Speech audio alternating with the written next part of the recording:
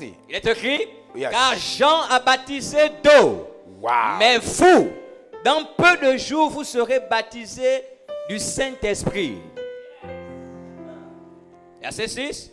Alors les apôtres réunis lui demandèrent, Seigneur, est-ce en ce temps que tu rétabliras le royaume d'Israël? Verset 7. Il leur répondit, ce n'est pas à vous de connaître les temps ou les moments que le Père a fixés dans sa propre autorité. Verset 8. Mais vous recevrez une puissance. Voilà, vous voyez, c'est-à-dire, vous connaissez ce verset. Yeah. Vous voyez, et regardez ce qui se passe. À ce verset 8, Jésus va dire aux apôtres ce qu'ils doivent recevoir. Mais les versets qui viennent avant, regardez, les apôtres, eux, ils cherchent comment leur pays va avoir des routes, comment le pays va changer, comment... Les apôtres, ils sont pour un Dieu qui donne les hôpitaux, donne ceci, arrange le pays. Dit, Seigneur, quand est-ce que tu vas rétablir Israël? Seigneur, quand est-ce que tu vas faire des écoles au Gabon?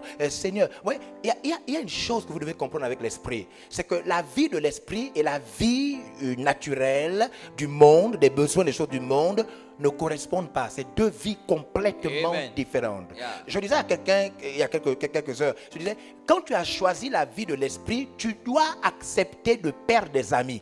Quand tu as choisi la vie de l'esprit, tu dois accepter de ne plus blaguer. Parce qu'on ne peut pas être rempli, donne-moi mon verre, avec de l'eau à l'intérieur. On ne peut pas, regardez comment ça se passe. On ne peut pas, amen. Regardez comment ça se passe. Je vous montre là. Amène la bouteille d'eau. Regardez. Vous ne pouvez pas.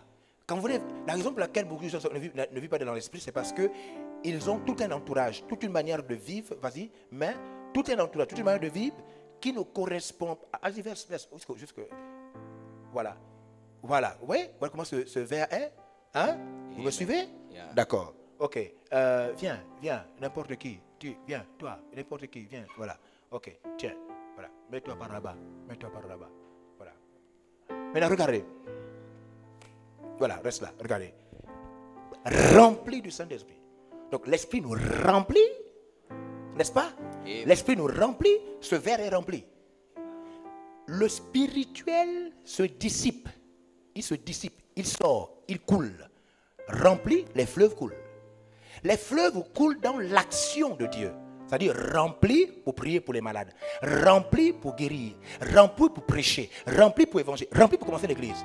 Pas rempli, regarde, ris à l'éclat, complètement. Mais saute. Voilà, allez. Oui. Le spirituel se vide. Dès que tu es spirituel, si tu ris, tu blagues trop, le spirituel se vide parce que le spirituel, c'est la plénitude. Tu ne peux pas être dans l'esprit et puis tu veux parler, discuter, rire, blaguer. Tu peux pas. C'est la raison pour laquelle la vie de l'esprit ne correspond pas à beaucoup de gens. Parce qu'ils veulent rire, blaguer sur la télé, n'importe quoi, parler de tout. Mais le Saint-Esprit, la plénitude du Saint-Esprit est sensible. Wow. Quand l'Esprit te remplit, il te remplit pour l'exécution de l'œuvre de Dieu. Pas pour rire, sauter, crier, machin, parler. Ça, ce n'est pas une vie qui correspond à la vie de l'Esprit. C'est pourquoi les gens qui vivent de l'Esprit, vous allez voir qu'ils ont travaillé leur vie de manière à ce qu'il n'y ait pas trop de blagueurs, trop de gens qui font trop rire, il n'y a pas trop de personnes qui font trop de choses. Parce que sinon, ils perdent. Hein? Il n'a guéri personne. Il n'a rien fait. Voilà, regardez. Ouais, vide, terminé. Et c'est ce qui se passe. C'est pourquoi beaucoup, la vie qu'ils ont et leur environnement ne correspond pas à la vie de concentration de l'esprit. Vous comprenez ça? La vie de l'esprit, il faut être...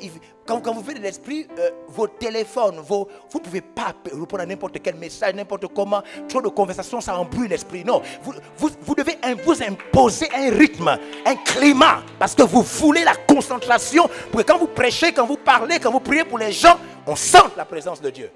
Alors vous ne pouvez pas avoir la vie de tout le monde quand vous voulez avoir la vie de l'esprit. Vous allez voir quelqu'un qui a la vie de l'esprit, vous pouvez faire une blague. Tout le monde rit. Lui, il est seulement comme ça. Parce que lui, il doit aller prêcher, il doit prier pour les gens. Il ne peut pas. Parce que ça, là, c'est... Attends, tu as vu quelqu'un qui est comme ça, là, qui tombe. Il dit, ah, puis là, cet esprit guéri, ça ne peut pas, ça peut pas, ça ne correspond pas. Les chocs. Ça ne correspond pas. Ça ne correspond pas. Hein? Vous recevrez une puissance.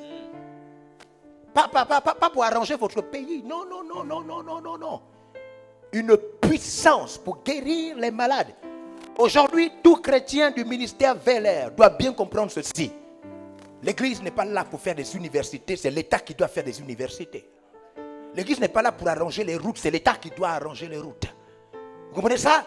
L'église est là pour quoi? Prêcher Jésus, enseigner Jésus, prier pour les malades, bâtir l'église, sauver le monde. Fini.